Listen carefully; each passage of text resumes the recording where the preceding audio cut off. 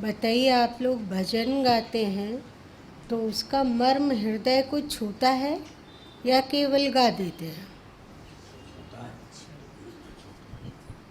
बढ़िया से।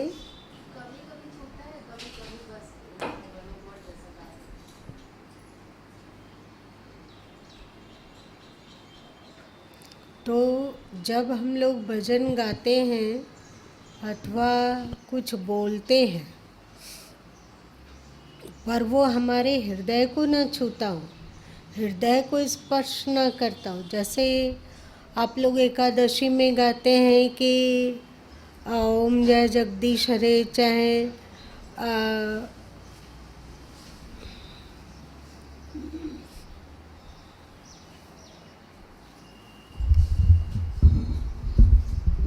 तन मन धन सब कुछ है तेरा, क्या गाते हैं? एक बार बैठे बैठे गाएंगे एक साथ। ओम जय जगदीश गाइए।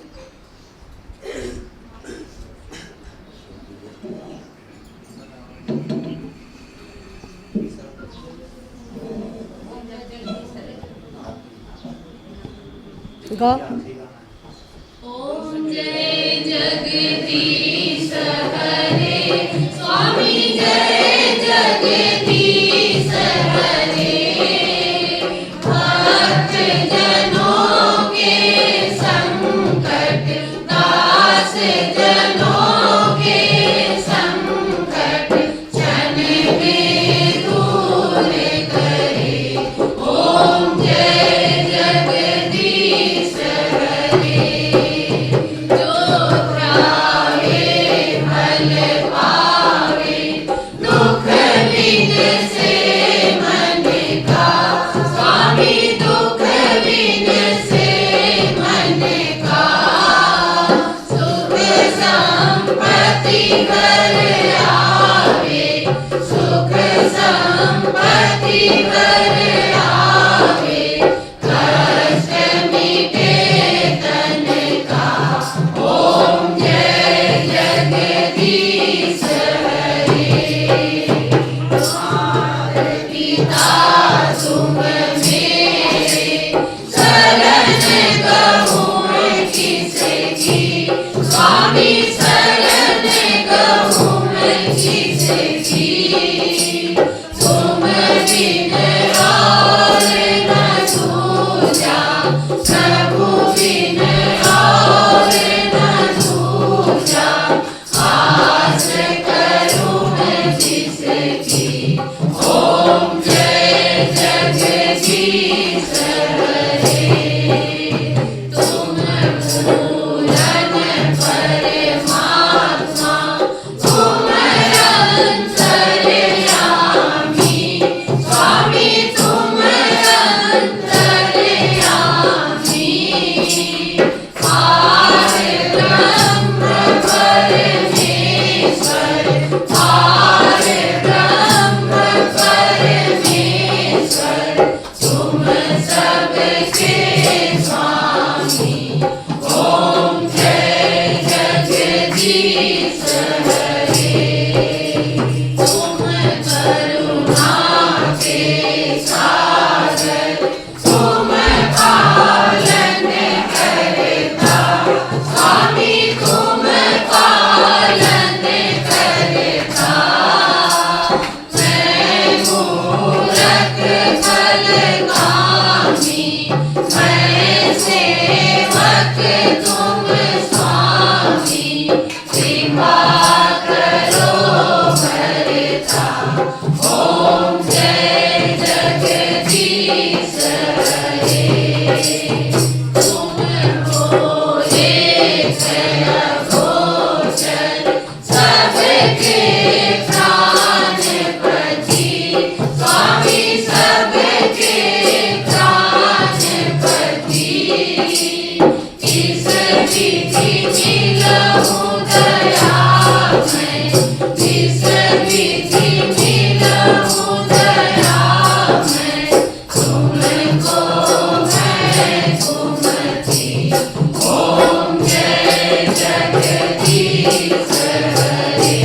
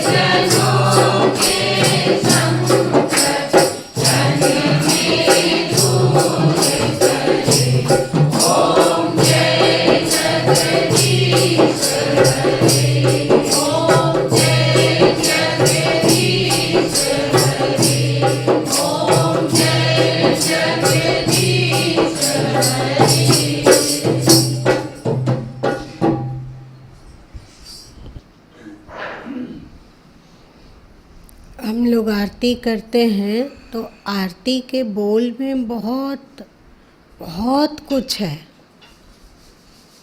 क्या वो हम लोगों का हृदय स्पर्श कर पाता है? जैसे मात पिता तुम मेरे, शरण गहूँ किसकी। आगे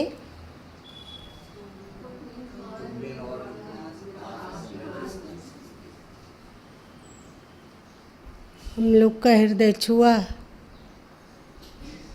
तुम बिन और न कोई, आश करूं जिसकी। मात पिता तुम मेरे,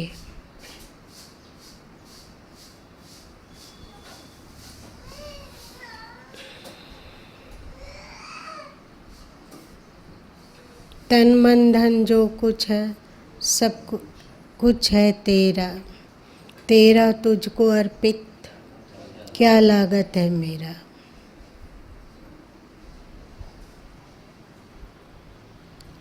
तन मन धन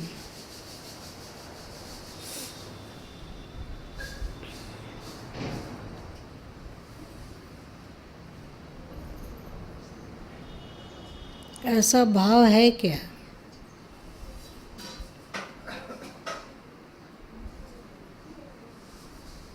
यदि तन उनका है तो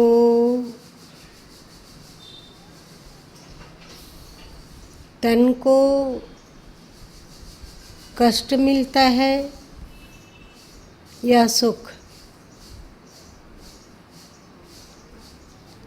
इसका निर्णय करने वाला कौन है? क्या इसका निर्णय करने वाला वो से हम संतुष्ट रह पाते हैं?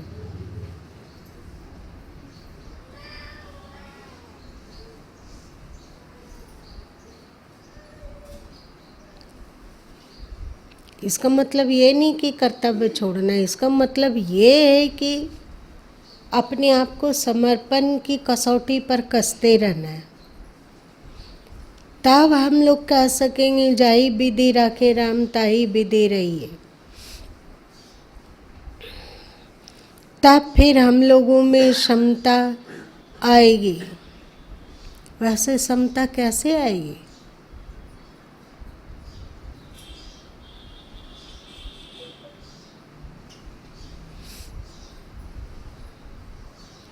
आप अपने शरीर का सुख तब चाह सकते हैं, मतलब कामना करते हैं ना कि भगवान हमको स्वस्थ रखिए, हमें किसी तरह का कोई कष्ट ना हो, किसी तरह की कोई असुविधा ना हो, शरीर सुख सुविधाओं के बीच में रहे, ऐसा हम लोग चाहते हैं ना।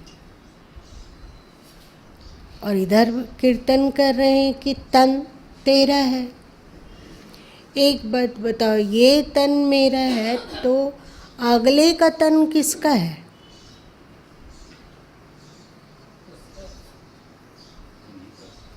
बढ़िया से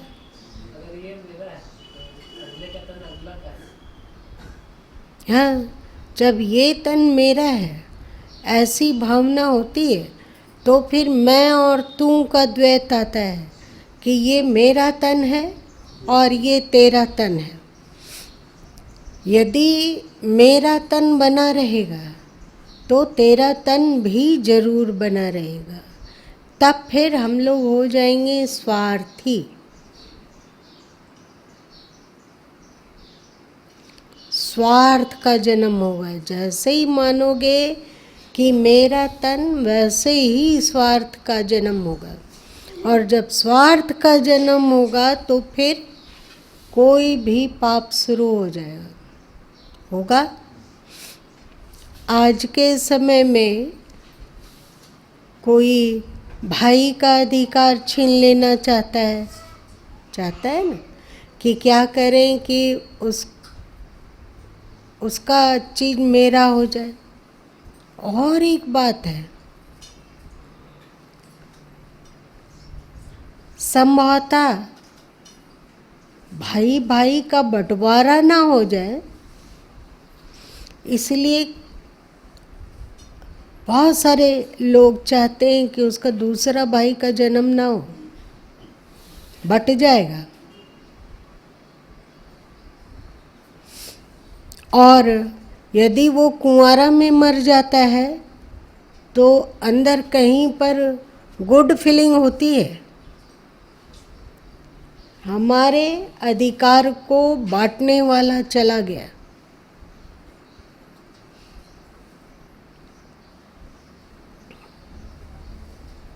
ये कैसे आता है? पिता से प्रेम नहीं होता है, क्यों नहीं होता है? भाई से प्रेम नहीं होता है, क्यों नहीं होता है? देवरानी से प्रेम नहीं होता है, जेठानी से प्रेम नहीं होता है, सास से प्रेम नहीं हो सकता है, ननद से प्रेम नहीं हो सकता है, और क्या है? तो जब अपने परिवार से प्रेम नहीं हो सकता है तो सबसे प्रेम कैसे होगा? मेरी बात समझ रहे हैं? दो बहन है तो दोनों बहन का आपस में प्रेम नहीं है, अंदर अंदर दोनों एक दूसरे से के शिकायत में भरे हैं। भाई बहन है तो दोनों एक दूसरे के शिकायत से भरे हुए हैं। पिता से शिकायत है, माँ से शिकायत है, अथवा अन्य रिश्तों से भी शिकायत है, तो क्या दूसरों से शिकायत नहीं होगा? गुरु से शिकायत है, ईश्वर से भी शिकायत है, होता है। ईश्वर से शिकायत होता है या नहीं होता है? जब मन के प्रतिकूल कुछ होता है तो कहते हैं कि भगवान, क्या दुनिया में सबसे बड़ा पापी हम ही हैं जो सारा दुख मेरे सिर पे उड़ेल देते हो? जब दुख होता है तो भगवान को उलाहना देते हैं, और जब सुख होता है तो क्या होता है? हम मर्जे होता है।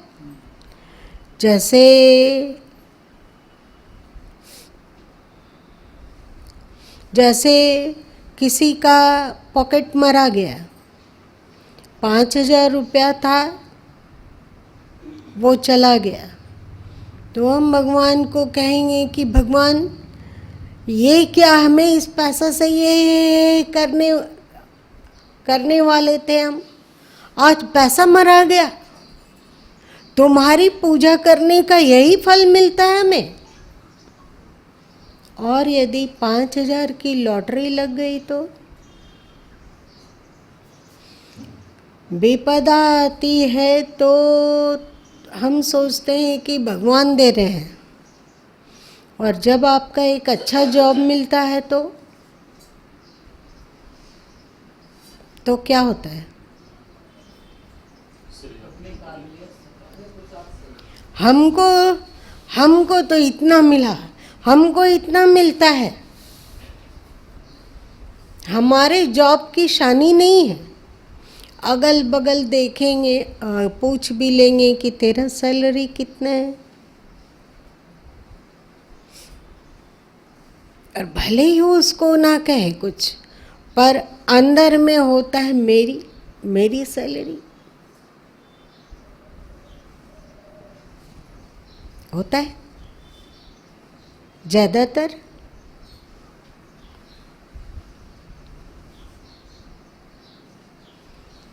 हर तरह के सुख पर ये एहसास हो कि प्रभु, आपने मेरे प्रारब्ध से ज़्यादा दिया, आपने बहुत दिया, काबिलियत ही क्या है मेरी, कौन सा भाग्य है मेरा। लाख उसको कोई कहे कि तुम तो बहुत धनी हो, तुम तो बहुत सुखी हो, तुम तो बहुत अच्छा जॉब करते हो, तुम तो बहुत अच्छा बिजनेस कर पाते हो, तुम इतना अच्छा नंबर ले आए,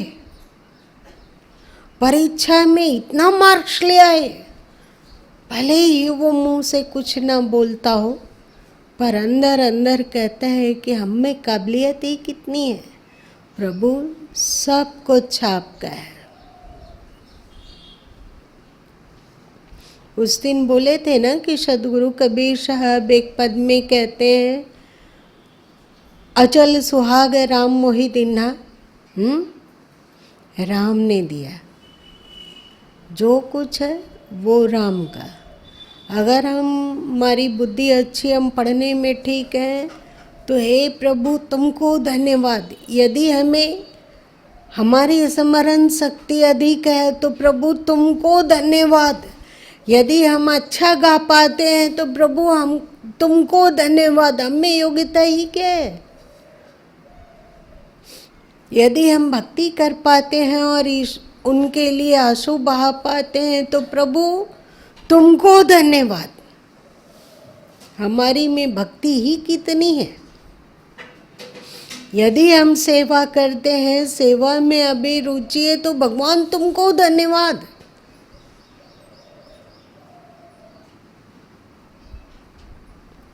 जो कुछ मिल रहा है उस पर घमंड ना होना और लगना कि उसी मालिक से आया, मेरे पास उसका है, मेरा है ही क्या। जब शरीर ही मेरा नहीं है तो शरीर से मिलने वाली चीज मेरी कहाँ से होगी। जब मन ही उनका है, बुद्धि ही उनकी है, तो इस बुद्धि की स्मरण शक्ति हमारी कहाँ से होगी। समझ रहे हो मेरी बात? जब हम कह दिए तन मन धन सब कुछ है तेरा, तो बुद्धि उनकी है, तो घमंड कैसा। यदि तन अच्छा व्यापार चला पाता हो, सेवा कर पाता हो, भजन गा पाता हो, अथवा कोई भी श्रेष्ठ कार्य करता हो, तो किसके द्वारा ये सब हो रहा है? तन के द्वारा। और तन किसका है? तो हर सुख, आप मिठाई का भी एक टुकड़ा खाओगे, मनपसंद मिठाई, मनपसंद मिठाई का टुकड़ा मुंह में रखोगे तो भगवान तुमको धन्यवाद, आज मनपसंद मिठाई तूने दिया। मेरी औकात ही क्या है मनपसंद मिठाई इस तरह आ जाए। यदि आप मनपसंद खोमचा वाला के पास जाके गुपचुप खाते हो और पहला गुपचुप अपने मुंह में रखते हो, आह क्या टेस्ट है, तो फिर उसी को धन्यवाद। स्तुति, प्रार्थना इत्यादि करने के पीछे उद्देश्य ही है कि हम धन्यवादता में परिपूर्ण हो। यदि हमारी माँ हमें बहुत मानती है तो उसी को धन्यवाद। यदि हमारी पत्नी बहुत मानती है तो उसी को धन्यवाद। यदि हमारी पत्नी कर्कश है तो उसी को धन्यवाद। क्यों? क्यों? जरूर इसमें हमारा कुछ मंगल देख रहे होंगे। क्या कहना चाहते हैं वे, उनका इशारा हम नहीं समझ पा रहे हैं। इस कर्कश पत्नी के द्वारा वो क्या संदेश देना चाहते हैं समझ में नहीं आ रहा है, पर कुछ तो संदेश है, कुछ तो इसमें मेरा मंगल है। भगवान तेरे को भारी भारी भारी धन्यवाद। यदि हमारा पाँव दुख रहा है, जॉइंट पेन होता है, तो इसमें वो क्या संदेश देता है? भगवान तुमको धन्यवाद। शायद अब आप भाग दौड़ नहीं करवाना चाहते हो, शायद सांसारिकता में बहुत अधिक प्रवृत्ति अपना चाहते हो, इसलिए दर्द दे रहे हो। संतान दिया तो उनको धन्यवाद। प्रभु किसी पर प्यार लुटा पाए, ममता लुटा पाए, अपनापन लुटा पाए, आपने हमें संतान दे दिया, ये तो अभी तो आप ही का है। ये आपका बच्चा से हम जब प्रेम करते हैं, गले से लगाते हैं, तो ऐसा लगता है कि तुमसे ही प्रेम कर रहे हैं और तुम ही को गले लगा रहे हैं, ऐसा भाव। और यदि संतान नहीं दिया तो फिर से प्रभु को धन्यवाद। ये थोड़ा ज़्यादा हो गया क्या? थोड़ा ज़्यादा हो गया? बोलना आसान है, तुम जानते हो कि मेरा मंगल किस में है। यदि मातृ भक्त पुत्र दिया, मातृ पितृ भक्त पुत्र दिया और मधुर बोलने वाली और ध्यान रखने वाली बहू दे दिया, तो फिर क्या? उसको धन्यवाद। और यदि कटु बोलने वाला पुत्र दे दिया और झगड़ालू बहू दे दिया, तो फिर से उसको धन्यवाद। क्यों धन्यवाद? कुछ इसमें मंगल होगा, हमें नहीं पता, पर मंगल होगा। शायद हम मोह में ना डूब जाए, प्रभु को भूल कर उसी में मोहित हो के ना डूब जाए, इसलिए ईश्वर ऐसा करता हो। प्रभु अपने इस इशारे को बता दो कि आप क्या कहना चाहते हो।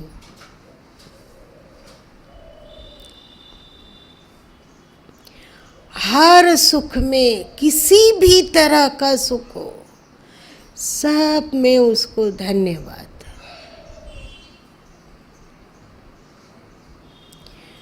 भगवान से मांगना ही है तो मांगो कि प्रभु अपने इशारे को समझने लायक थोड़ी बुद्धि दे दो, और हर श्रेष्ठ में, हर सुख में उनका दिया हुआ है। जिस दिन आप ऐसा बन पाओगे, उस दिन आपको शिकायत करने का भी अधिकार मिलेगा कि प्रभु तूने मेरे साथ ऐसा किया। समझ रहे हैं ना? प्रभु तूने आप मेरे साथ ऐसा किया, इतनी कठिन परिस्थिति दे दी हमें। यदि सब कुछ राम ही करता है और आपको ये विश्वास है, तो दुख दिया तो राम गुनाहगार है, क्योंकि राम दुख दे रहा है, मतलब भगवान दुख दे रहा है, ईश्वर दुख दे रहा है। तो सुख दिया तो ईश्वर दे रहा है, ये भावना रहनी चाहिए ना। सुख दे रहा है वो आप अपनी काबिलियत से कमा रहे हो, तो जो दुख मिल रहा है वो भी अपनी काबिलियत से कमा रहे हो।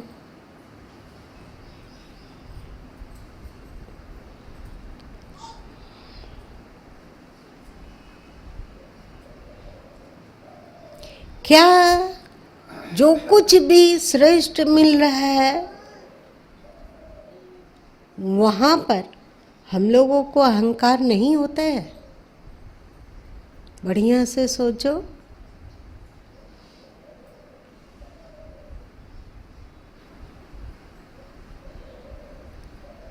होता है या नहीं?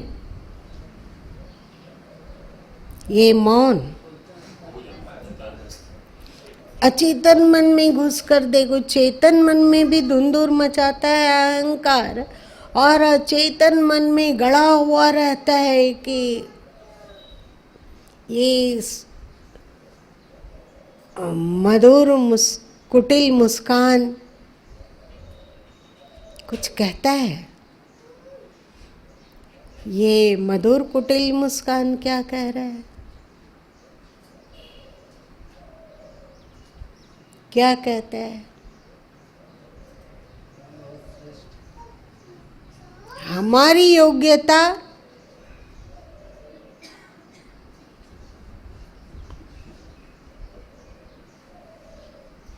तो आपको अधिकार किसने दिया है ईश्वर पर अपने दुखों को थोपने का?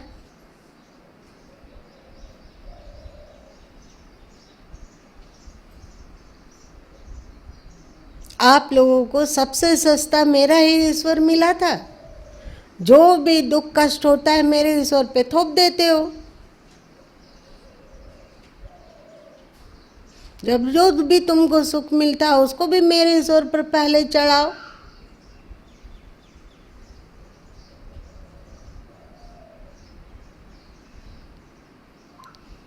यदि पति दुख में ईश्वर को कोसता हो तो क्या पत्नी टोकती है कि आप मेरे प्रभु को मेरे प्रभु के सिर पर अपना दुख को नहीं मढ़ सकते हैं, वो मेरा प्रभु है। आप सुख का जिम्मेवार तो उसको ठहराते नहीं है, तो दुख का जिम्मेवार कैसे आप ठहरा सकते हैं? क्या कभी पति पत्नी में इस बात को लेकर झगड़ा हुआ है?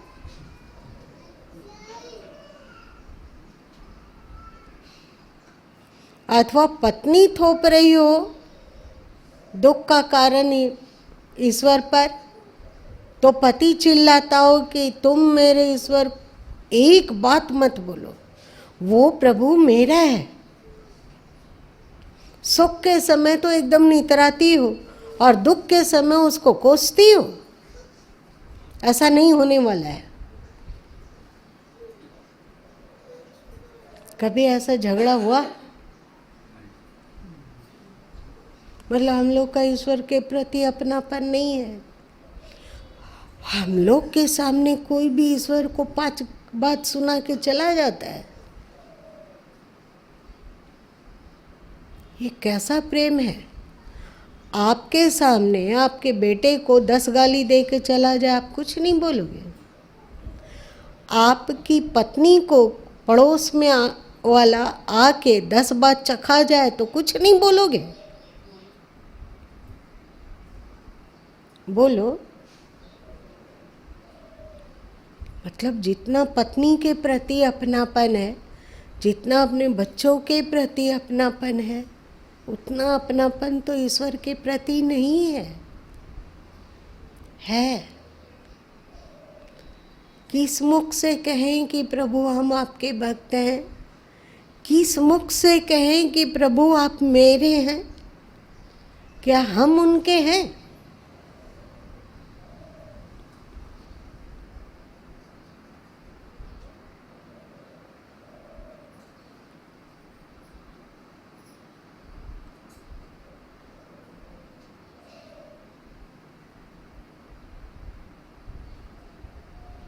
तन मन धन जो कुछ है सब कुछ है तेरा।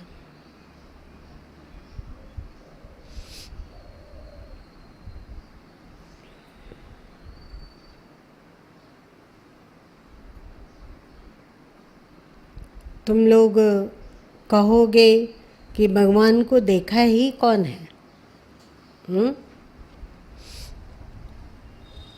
भगवान को देखा ही कौन है? उनसे प्रेम कैसे होगा? इतना प्रेम कैसे हो सकता? नहीं हो सकता है। एक संत थे,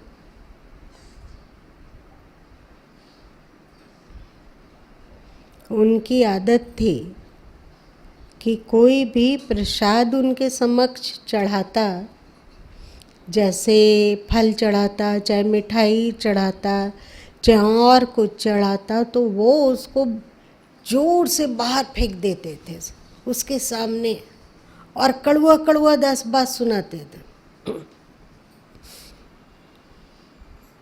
और संत की इस आदत को सड़क के कुत्ते लोग जान गए थे, इसलिए उनके दरवाजे के अंदर कोई आता तो कुत्तों को खबर मिल जाती कि खाने को मिलेगा। जैसे ही संत के पास कोई प्रसाद चढ़ाता तो कुत्ते एकत्रित हो जाते और संत फेंकते तो सब के सब भैरव के वाहन की पार्टी हो जाती और सब खूब खाते पीते। और जो चखन चखते, चखन मतलब होता है डांट फटकार, नालायक, मेरे पास मिठाई लाया है, हमें लालच देना चाहता है, 10 तरह की बात। तो धीरे धीरे लोग उनके पास कुछ भी प्रसाद लेकर जाने में डरने लगे।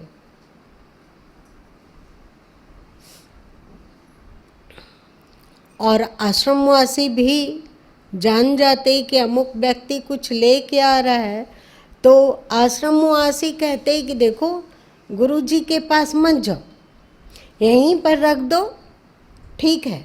और कोई यदि जिद करता कि नहीं गुरुजी के पास ही चढ़ाना है, तो सबके सब आश्रमवासी रोकते कि ऐसा मत करो, बेकार अभी तेरी फजीहत होगी, तुम कटु कटु चाखन चखोगे और वो प्रसाद फेंक देंगे वे। ऐसे ही चलता रहा, ऐसे ही चलता रहा। एक बार कोई एक वैश्य जिद कर लिया कि हमें तो गुरु जी के पास ही प्रसाद चढ़ाना है, हमारे लाए हुए प्रसाद को गुरु जी अगर एक कण भी रख लेंगे अपने मुख में तो हमारा जीवन सफल हो जाएगा, मेरा व्यापार करना सफल हो जाएगा, मेरा धन अर्जन के लिए समय देना सफल हो जाएगा। कुछ भी रख ले, वो एकदम जिद कर लिया। आश्रम के दूसरे से बहुत मना किए कि ऐसा मत करो, इस हट को छोड़ दो। कुछ नहीं सुना वो कि हमारी भक्ति को स्वीकार ही वे नहीं करेंगे तो फिर हमारा उद्धार कैसे होगा। ले जाके उनके सामने प्रसाद रखा और खड़ा ही हो रहा था, मतलब सिर झुका के खड़ा ही हो रहा था, तब तक गुरुजी आग बबूला हो गया और जो सुनाने का था वो सुना दिए, कड़वा कड़वा, और प्रसाद को फेंक दिए बाहर जोर से कि ये आदमी को खाने लायक चीज है, क्या ले आते हो तुम लोग।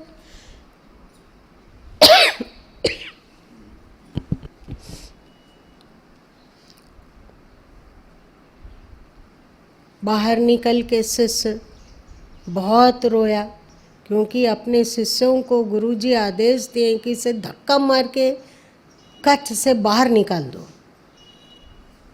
सब शिष्य लोग, गुरुजी की आज्ञा भला कैसे काटी जा सकती है।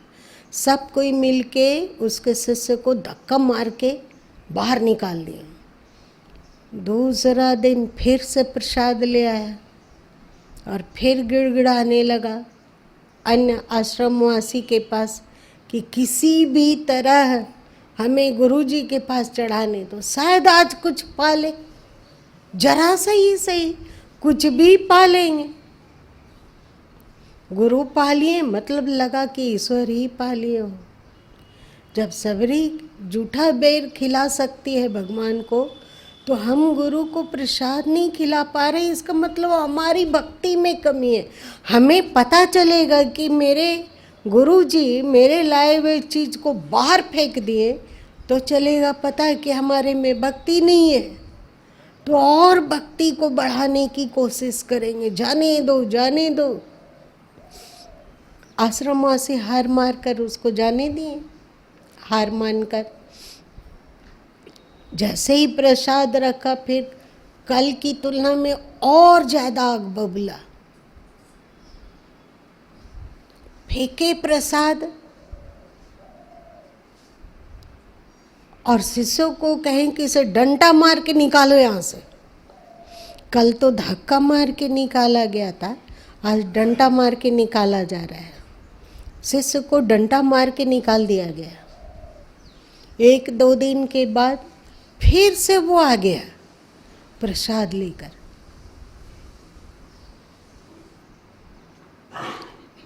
सब आश्रमवासी को अर्जु विनती करने लगा। आश्रमवासी बोले आपके कारण उनको चिल्लाना पड़ता है, वे थक जाते हैं, इतना जोर से बोलना पड़ता है, हम लोग नहीं ले जाने देंगे।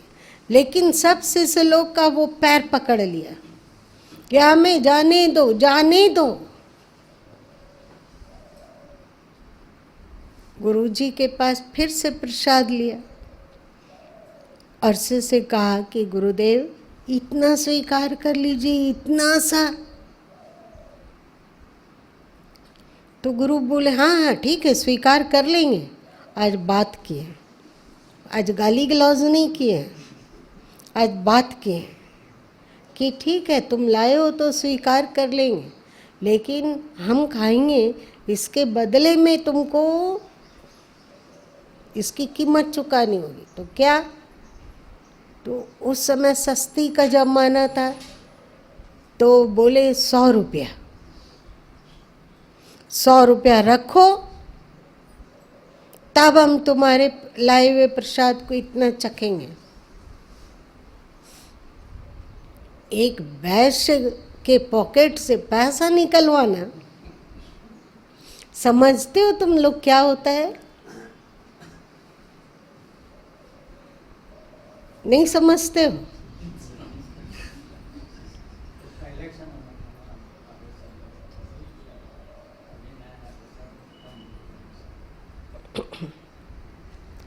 उस समय सस्ती के ज़माना में वे बोले अभी मैं तुरंत लाया, 100 रुपया था नहीं, दौड़ा घर और वहाँ से बटोर के किसी तरह 100 रुपया ला के गुरुजी के चरण में रखा। यदि आपके गुरु ऐसा कहते हो कि आप ये चीज़ लाए हैं, इसकी कीमत चुकानी होगी, और आपसे पैसे की फरमाइश करते हो, तो आप क्या कहोगे?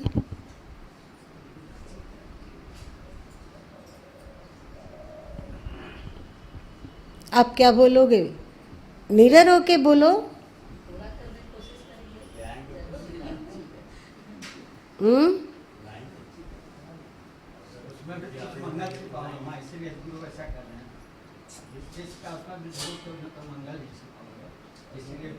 शिकायत नहीं होगा, उन्हें धन का लोभ ही नहीं समझेंगे। एक बार हमसे अब बोले ना, अभी बहस हो गया था इसी के चलते।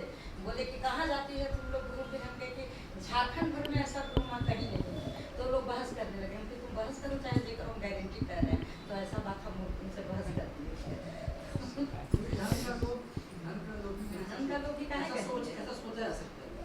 सोचा जा सकता है।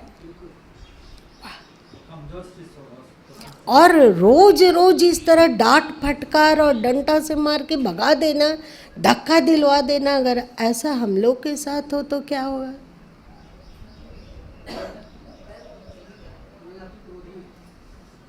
हाँ, एकदम झक्की है, क्रोधी है, सनकी है। भला प्रसाद को उठा के बाहर फेंक देता है और अपना चेले चपाटों से धक्का मार के बाहर फेंकवा देता है। ये सब गुरु माँ सहे हैं। इसीलिए आप लोगों से पूछते हैं कि आप लोगों के साथ उस शिष्य के समान हरकत गुरु करते हो तो क्या होगा? श्रद्धा बचेगी या टूट जाएगी?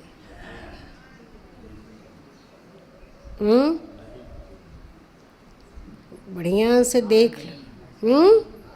आसान नहीं है, आसान नहीं है, सच में आसान नहीं है। मुझे जो लोग बोलते हैं पुराने जो लोग लंका बाबा खर यहाँ रहते थे, तो कोई मुराद लेकर के जाता था, उसको अगर उन्होंने गाली की और लात मारी ओ, यहाँ पर भी इच्छा पूरी करने के कारण ही उनका लात सहेंगे, प्रेम से नहीं सहेंगे, भक्ति से नहीं सहेंगे। ऐसे लोग हैं कि संत अगर दुर्कारते भी हैं तो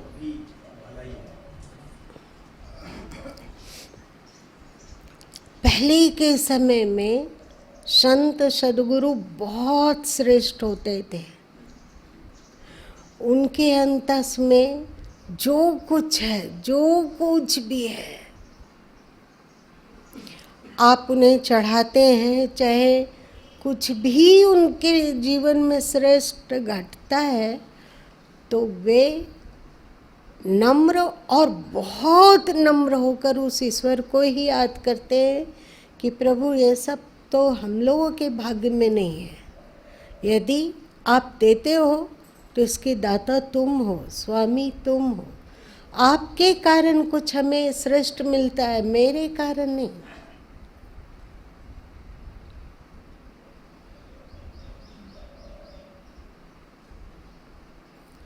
और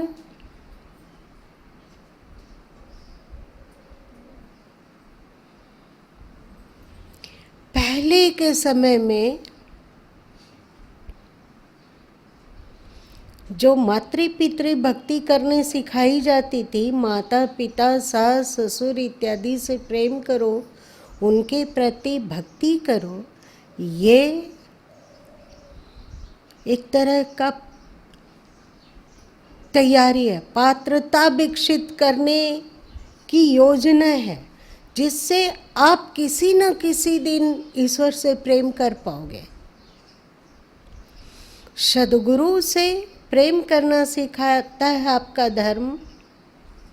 इसके पीछे उद्देश्य है कि आप एक जो लोग कहते हैं कि मौला आदमी बनकर आया, मौला मतलब ईश्वर, ईश्वर सद्गुरु के रूप में आए। चाहे आप लोग गाते हो तुम्हें वह माता, गुरुर ब्रह्मा गुरुर विष्णु, इसका मतलब है कि आप एक आकृति में अपने मन को मिटा पाए।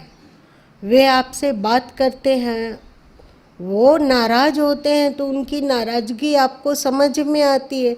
ईश्वर क्या किस बात पर नाराज हो रहा है वो हम लोग को कैसे समझ में आएगी। तो अभी जब जब उनकी नाराजगी हो तब तब अपने अंदर धिक्कार हो कि अभी तक पात्रता नहीं आई, गुरु के कसौटी में खरा उतरो, इसकी पात्रता नहीं आई। जीवित सद्गुरु की भक्ति बढ़िया से डूब कर पाते हैं तो एक तरह से ईश्वर से प्रेम करने की पात्रता आ जाती है। गुरु सशरीर है और परमात्मा अशरीर है। धीरे धीरे करके महानता की ओर आपके पूर्वज ले चलना चाहते थे। आप परिवार से प्रेम कर रहे हो तो अपने बेटे और पत्नी अथवा पति तक का ही प्रेम नहीं सिखलाया आपके धर्म ने। सिखलाया क्या? नहीं सिखलाया। वहाँ आपको कहा जाता है कि आप अपने माता पिता से प्रेम करो, अपने चाचा चाची से प्रेम करो, अपने भाई बहन से भी प्रेम करो, तो चाचा चाची के भी बेटों से प्रेम करो, अपने बच्चों से प्रेम करो, तो पड़ोस के बच्चे हैं उससे भी प्रेम करो। ये आपका धर्म सिखाना क्या चाहता है? कभी सोचा? भाई से प्रेम करो, ये क्या है? इन सब प्रेम की कसौटी में, इन सब प्रेम को करते करते करते एक दिन आप में गुरु से प्रेम करने की योग्यता आ जाती है, व्यापक प्रेम।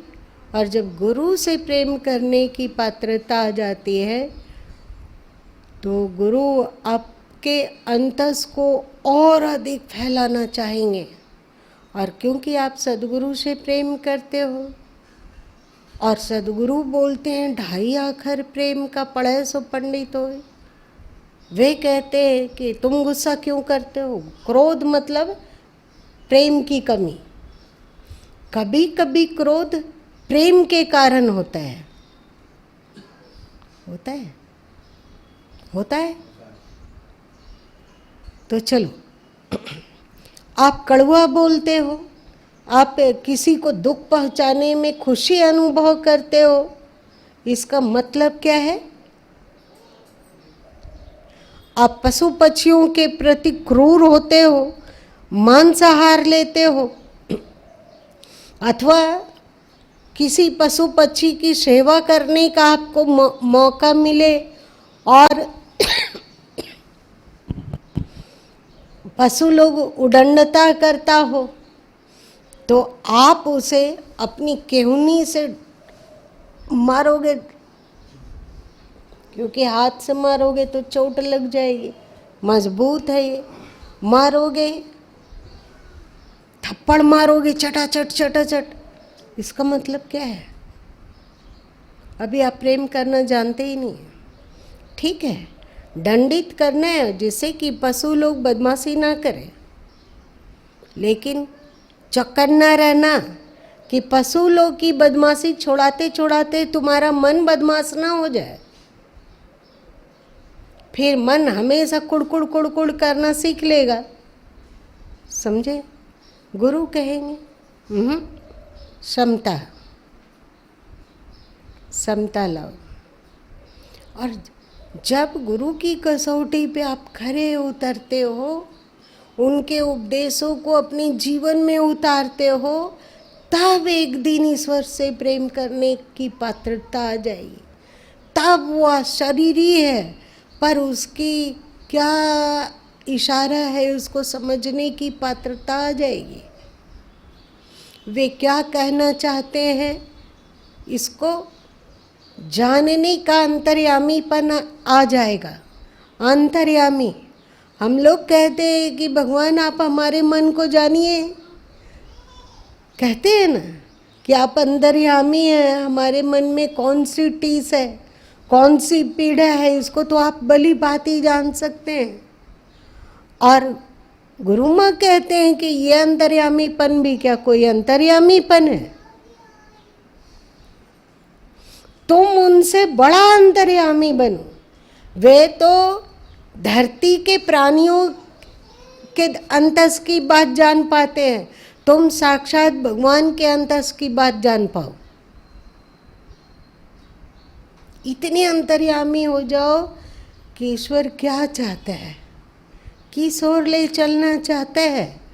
कोई घटना जीवन में घट रही है तो उस घटना को लाने के पीछे ईश्वर का उद्देश्य क्या है, इसको जानने लग जाओगे।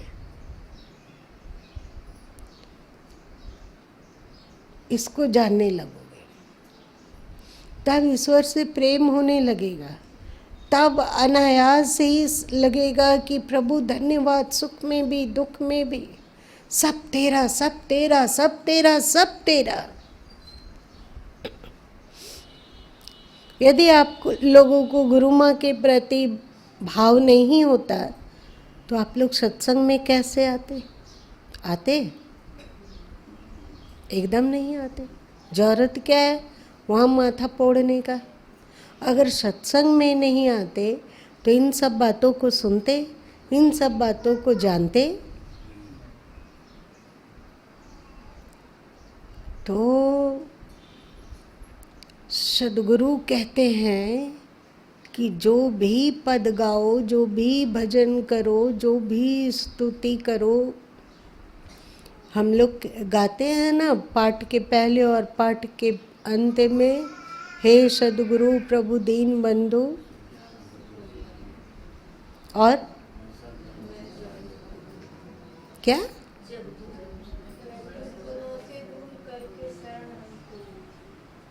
तो उसमें हम कहते हैं सुख दुख में बराबर हों, तो ये है। तो उसको यदि हम हृदयंगम, हृदय के स्पर्श के साथ गाएंगे तो हृदय की भक्ति बढ़ेगी, हमारे जीवन जीने की क्वालिटी में सुधार होगा। अभी हम लोगों को धरती पर वैसे जीना है जैसे दांत के बीच में जीभ जीती है। कैसे जीती है देखो।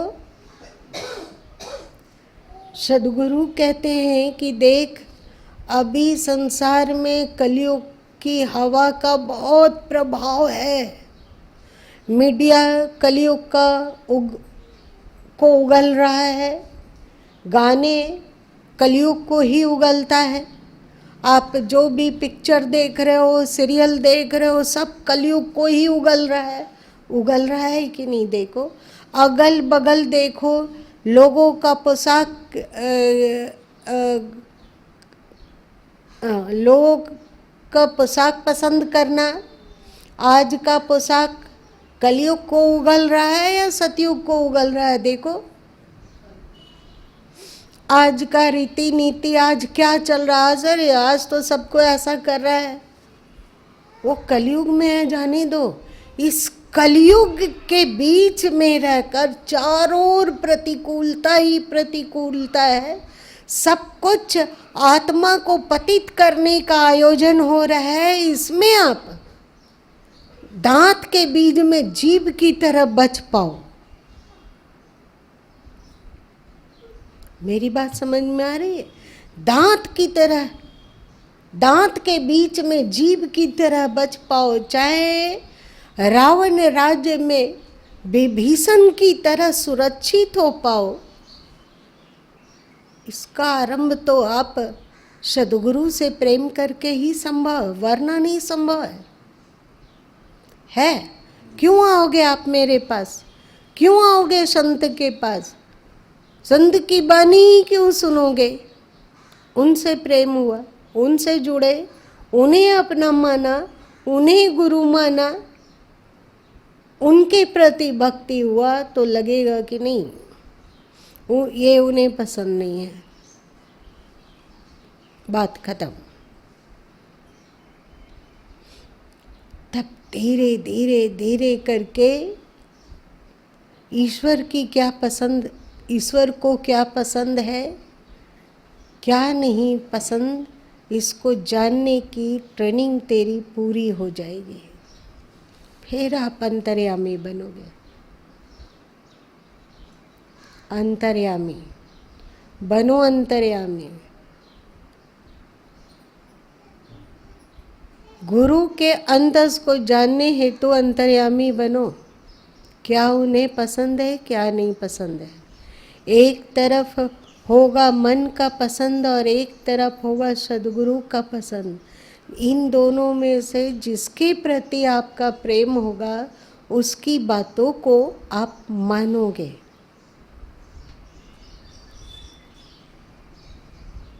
सद्गुरु की पसंद और सद्गुरु का पसंद और मन का पसंद, दोनों को आप जानते हो।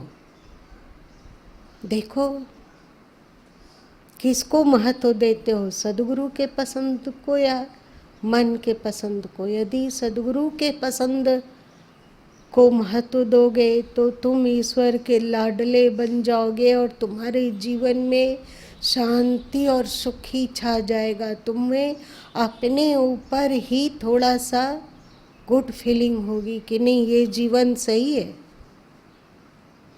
आप सद्गुरु की पसंद जानते हुए भी अपने मन के पसंद में बह जाते हो तो आपको अपने ही जीवन पर ग्लानि होगी। आप बोलो कुछ या ना बोलो, भले ही अपने आप को सही साबित करने के लिए कुछ भी एड़ी चोटी लगा दो, पर आपका अंतस जानेगा कि आप बेकार हो, आपका निरर्थक निरर्थक है। आप मन के बहावे में बह जाते हो, धिक्कारेगा कि नहीं? यदि सचमुच में प्रेम हुआ सद्गुरु से तो बहन लोग को नहीं धिक्कारेगा।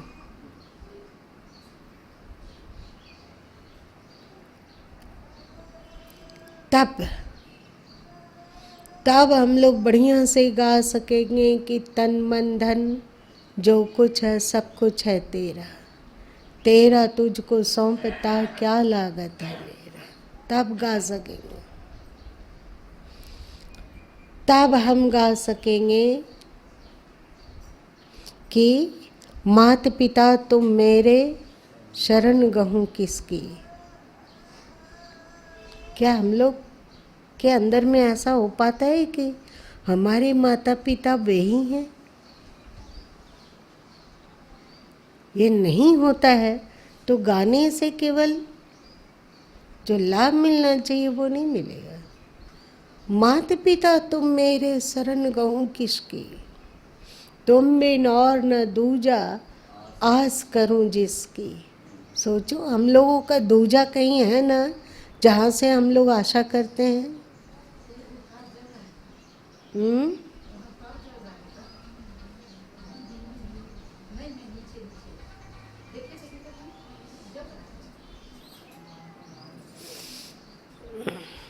मात पिता तुम मेरे शरण गहूँ किसकी, तुम बिन और न दूजा आस करूं जिसकी।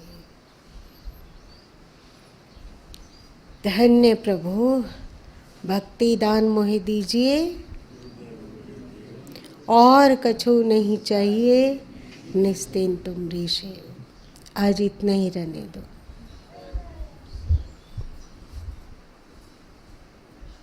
आज फिर ज़्यादा हो गया।